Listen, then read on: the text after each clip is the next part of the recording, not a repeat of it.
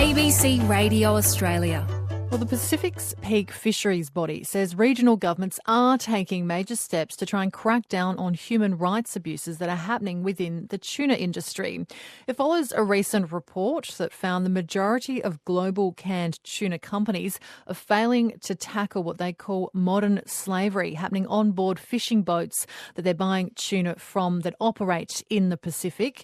Reporter Priyanka Srinivasan's been following the story for us and joins me now. So, Priyanka, why are there calls for the tuna industry working in the Pacific to be better regulated, and what would it actually look like?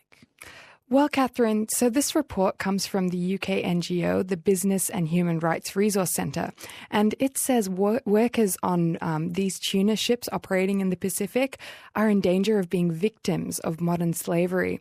Now, that's because it is found very few canned tuna brands actually conduct checks to ensure fishermen working on the ships were safe. In fact, it found only 80% knew exactly where their tuna came from in the Pacific.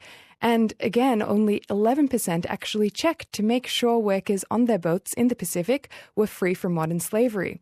And this includes pretty well-known brands, international brands like Kraft, Walmart, Costco, Target, and many others. I spoke to the report's author, Amy Sinclair. In general, the majority of companies are not taking sufficient action to ensure that policies that they may have in place are actually being put into practice, and that concrete steps are being taken to ensure that fishers on boats supplying these large global brands are not experiencing conditions of modern slavery. The tuna supply chain is notoriously opaque, and also there's a low level of visibility, particularly in the Pacific. Anecdotally, I'm hearing that instances of modern slavery in the region are on the rise. That is Amy Sinclair. She's the author of that new report. And Priyanka, if we take a step back, though, she's talking there several times about modern slavery. What exactly is meant by that? Yeah, so the report says that there has been evidence of serious abuses happening on these ships operating in the Pacific. Things like forced labour, slavery, human trafficking and child labour.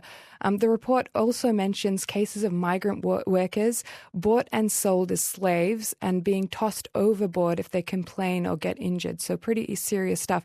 Now, this isn't the first time, of course, such allegations have been made. We have some documented evidence from the last decade where fisheries observers, so those are people who get placed on boats to make sure that operations are actually acting within the rules.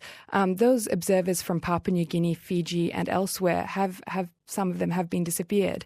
But Amy Sinclair from the Business and Human Rights Council says a lot of the tuna fishing industry operates behind the scenes, which is why getting details is really difficult. She found tuna companies rarely investigate labour conditions aboard their boats where their fish is sourced. So she's calling on them to conduct better checks to ensure the supply chain is actually ethical.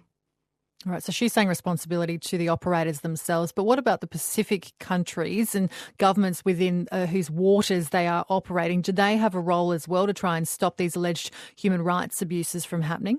Yeah, indeed. This has been a long-standing issue for Pacific governments to make sure standards are enforced on their ships that are in fact operating in their waters. And in fact, just last week, 11 countries came together to conduct extensive patrols across the Pacific. And again, last month, all 17 member countries of the Pacific Forum Fisheries Agency, they committed to end slavery at sea by saying they will put in place minimum labour standards and welfare standards, making the ship operators formally responsible for things like health and safety and making sure they meet basic standards regarding salaries, for example. But the question remains still about how they will be policed by the Fisheries Agency. The Director General, Dr. Manu Tuparosan, says these laws, however, are evidence that Pacific governments are doing the work to end slavery on tuna ships. The FFA members, they also have a key role. The government have the opportunity to put in place legally binding decisions or laws to ensure that vessels operating in their waters comply with requirements that indeed address those human rights abuses. The FFA membership are determined to ensure we address these human rights abuses. And this is a step in the right direction. And it's not just talking, but also walking the talk and ensure that we make it legally binding and we take it from there. That's the Director General of the Pacific Forum Fisheries Agency, Dr. Tupa Rosen there. And she's saying the Pacific governments are taking steps to end human rights abuses on their waters, despite this recent report saying tuna companies are failing to uphold their labour standards. All right, thank you. That is our reporter Priyanka Srinivasan.